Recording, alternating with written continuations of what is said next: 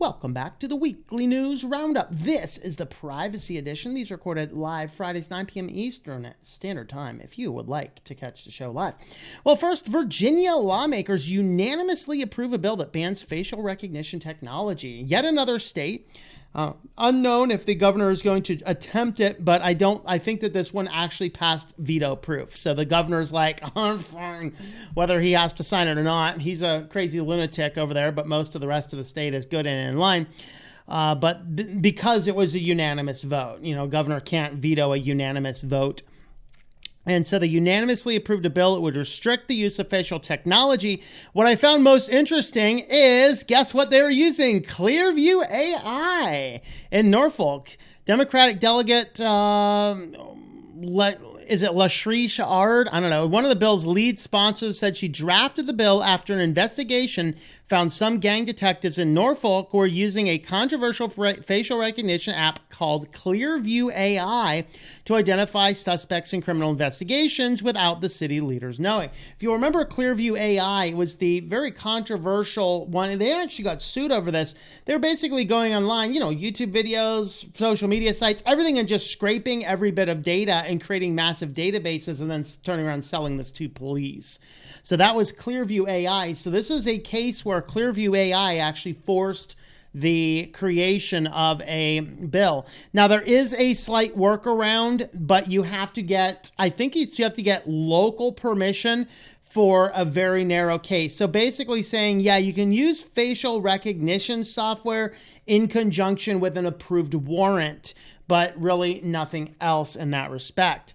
So ACLU studies found higher error rates when identifying people of color, women, and elderly. That's the first time I've heard about women and elderly. But yeah, people of color, definitely. It doesn't understand. It's like y'all are all the same guy, apparently. So that's not really good. All right. See, I'm in support of technology that will save lives. Technology will make policing effective and efficient, she said. But the fact of the matter is the data is very clear that the databases at this time are not allowing that to work, to be fair, and not allowing work to be efficient. That right there is the frightening sentence of this, because they're saying right now it doesn't work well, which basically says, yeah, as soon as this does, we're going to open it all up 1984 style. So, Big Brother, guys, is watching. Big Brother is indeed watching. So, but for now, all y'all in Virginia are safe. No more facial ID software. Now, what I don't know is if this is just police or local governments, or if this is places like Lowe's, for example, uses a lot of Face ID. So let's see. Next, Google Play. This is actually a good step Android is making. They're limiting apps from seeing what's installed in May. So this is one particular Java package, which is query all packages. This is a permission that people could put into an app and identify all of the other apps that you have installed on your device. And so really it's unnecessary most of the time. So what they are doing is Google is making this one there's a special term for this. I forget what it is, but it is a special list of apps that apps can still query all packages if they can demonstrate a legitimate reason for doing so. And so with that is really what is going on with this one.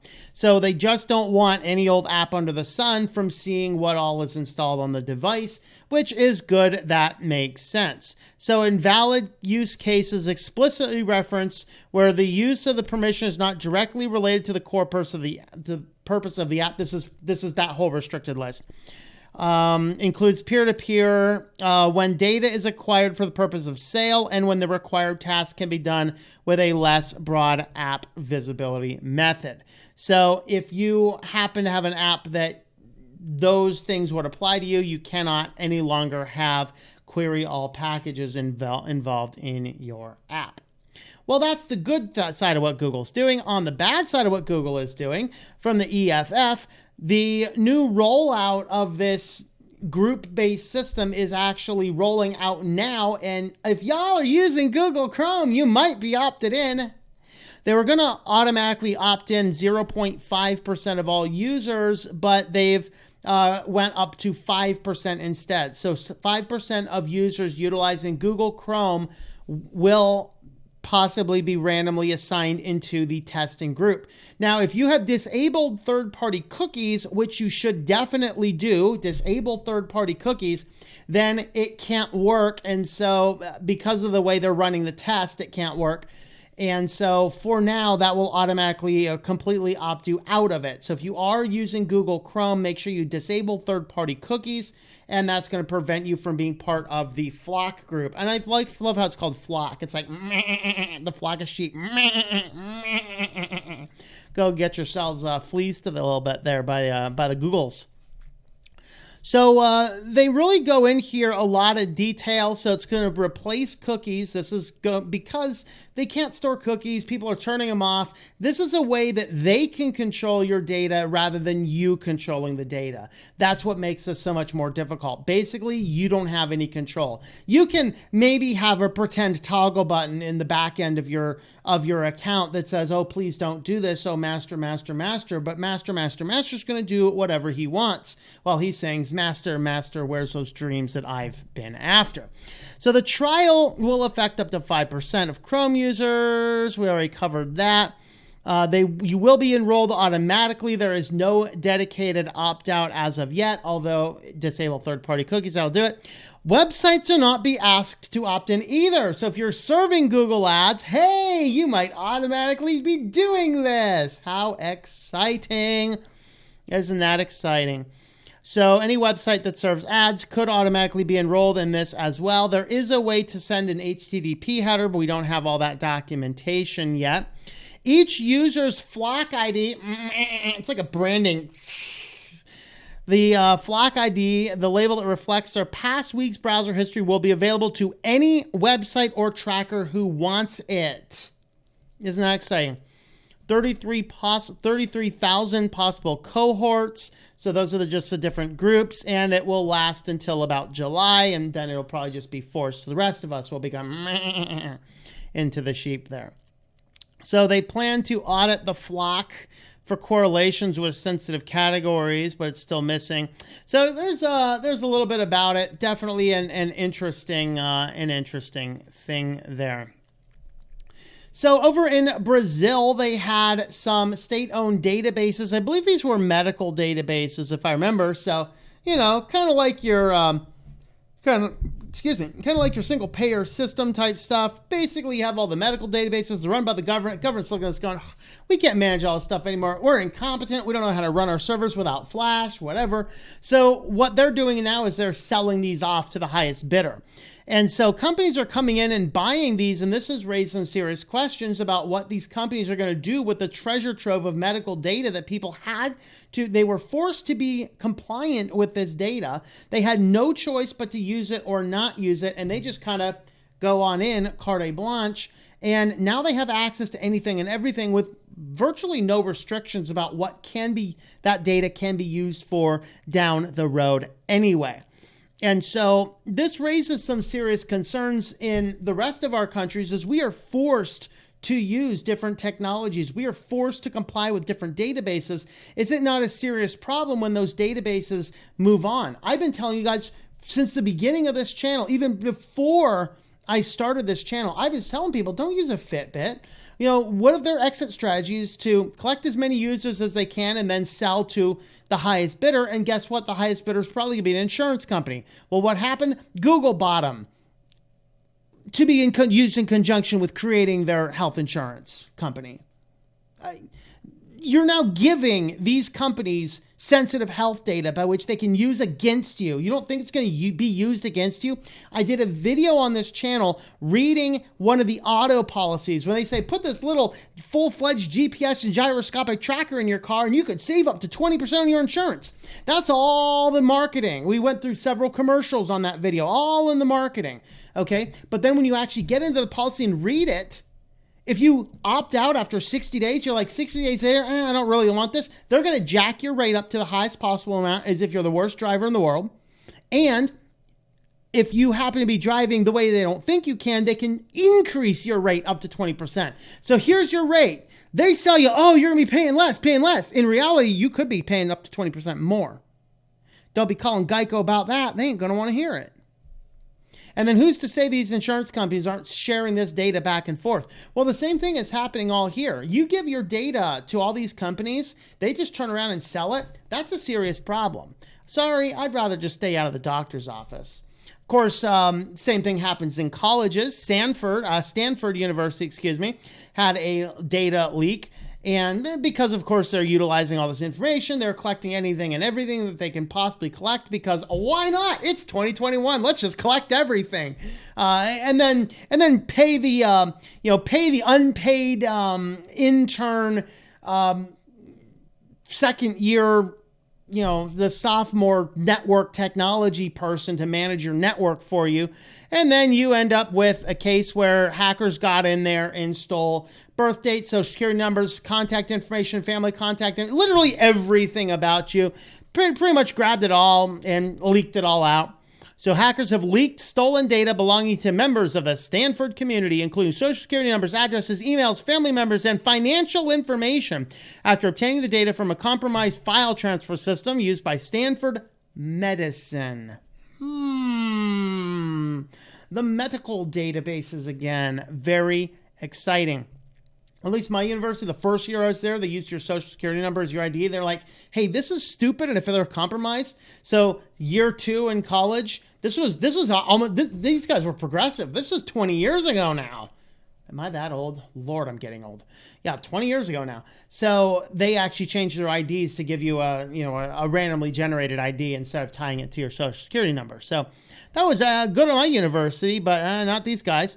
The School of Medicine spokesperson said they are investigating the incident, has reported it to law enforcement. By Wednesday, hackers had published links to download the information allegedly stolen from Stanford and numerous other schools and businesses, although they stopped short of confirming the veracity of the data. This is a campus thing, so they had to throw in the word veracity, right? There we are. The data has independently verified the subset of the data to be authentic. Interesting. All right, and on to the great Facebook leak. We have 4 articles covering this part. So the TDL, whatever that thing is, TLDR, I guess, too long, didn't read it, happens to be that Facebook leaked 533 million phone numbers and other personal data. Pretty much everything that Facebook has. It was all leaked out. These things were leaked out. These were due to a vulnerability that was patched in 2019, allegedly. And what they end up getting, the exposed data includes personal information on 533 million Facebook users from 106 countries, including over 32 million records on users in the US, 11 million users in the UK, 6 million in India. It includes phone numbers, Facebook IDs, full names, locations, birth dates, bios, and in some cases, full email addresses. Basically, a data, a identity theft package. Hey, thank you, Facebook. You got yourselves a identity theft package. So basically it was from one of the old ways that they were scraping data. So the data is probably out there if you've had Facebook for a while. If you just created your Facebook account, please go get your head examined. But outside of that, if you have just recently created a Facebook account, you're probably not in this leak. But that's kind of what we're seeing there. Massive leak. Thousands and thousands, millions of tips. And there are ways that you can go ahead and double check it. You can check Have I Been Pwned site, and you can actually do phone numbers over there now. It was kind of controversial if he should even put phone numbers in, but he said, you know what, if they're out there anyway, sure, why not? And so you can use that. There's a few other places out there to check as well. So there are a few ways you can double check, but don't actually plan on Facebook actually giving you that data. Facebook does not plan to notify 500 million users affected by the data leak. They're basically saying, hey, if the data's out there, it doesn't matter if you know about it anyway. By the way, guys, this is a violation of the law. I need those guys, the government agents, need to go in, take Zuckerberg, and throw him in a jail cell for a while, and then fine him a whole lot of money, because this is a violation of law. You can't leak out everybody's data and say, we don't even know, we don't care, it's out there anyway, what difference does it make? That was their exact response. The veracity of it all. Facebook Inc. did not notify 530 million users whose details were obtained through the misuse of a feature before 2019 and recently made public in a database, and it does not currently have plans to do so, a company spokesperson said. Oh, it's a spokesman. Racism! No, that's sexism, isn't it? Anyway. Business Insider reported last week that phone numbers and other details from user profiles were available in a public database. Facebook said in a blog post on Tuesday that malicious actors had obtained the data prior to September 2019 by scraping profiles using a vulnerability in the platform's tool for syncing contacts.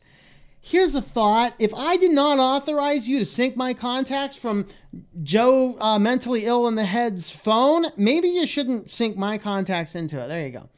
So the Facebook spokesman said the social media was not confident it had full visibility on which users would need to be notified. He also took into account that users could not fix the issue and that data was already publicly available in deciding not to notify users. Yeah, that would be against the law. When is the Gestapo going to go kick in Facebook doors and start hauling people off to the gulag? That's what needs to happen because this is a violation of the law. Okay, a violation of the law. And they don't get to say, well, it's out there anyway. That's what they do. But we did get Zuckerberg's phone number was leaked. Woohoo! As if he can't get himself 37,000 more phone numbers. But anyway, one of his leaked phone numbers reveals a serious vulnerability in Signal, I guess. This is one of the main criticisms of Signal. Like, you sign up for Signal and, your ex-spouse who's stalking you now becomes aware that you're on Signal. Now they can harass you in encrypted ways, But apparently Mark Zuckerberg is on Signal that we found out. So even Mark is not using WhatsApp. You'd think Mark would be using WhatsApp. No, too much data collection over there. I'm using Signal instead. Kind of like he tells you, don't cover up your camera while you cover up your camera. Woo! All right. So anyway, that's what we found out. So Zuckerberg does respect his own privacy by using the chat app that has end-to-end encryption that isn't owned by Facebook. Number associated with the account from the recent... Oh, come on. Zuckerberg leaked everybody's data. You can give us his phone number for crying out loud. All right? Hashtag give us the Zuck's number. Anyway, there is what's all about the great Facebook leak. Guys, be very careful at social media. Like Gab had a leak the other day, but Gab doesn't require all this stuff and collect all that information. They're screwed up in other ways. But that's the thing. The only social media companies I'm really willing to use are the ones that do not require a lot of deep abusable data. And that's really what we should be looking for. So if you want to help support the channel, have a look over at Linode. I have an affiliate code there that will give you $100 in credit to be used for 60 days. You can spin up some Linodes. You can spin up your own personal VPNs, your own personal Nextcloud servers, whatever else you might happen to need. tlm.li/Linode, $100 in credit, good for 60 days. And you can spin yourself up a bunch of Linodes, test a bunch of things, and then clear out your account and keep only those ones that you want by the end of the trial period. Thanks for watching, guys, and I hope that you enjoy switching to Linux. Thank you for watching this video from Switched to Linux. This channel would not be possible without the backing of the program supporters scrolling on the screen now. You can be a supporter at Patreon at patreon.com/TOMM or at thinklifemedia.com. I also want to thank the open source community who creates such excellent software that makes producing this show possible. Please remember to support your software communities. Thank you, and I hope that you enjoy switching to Linux.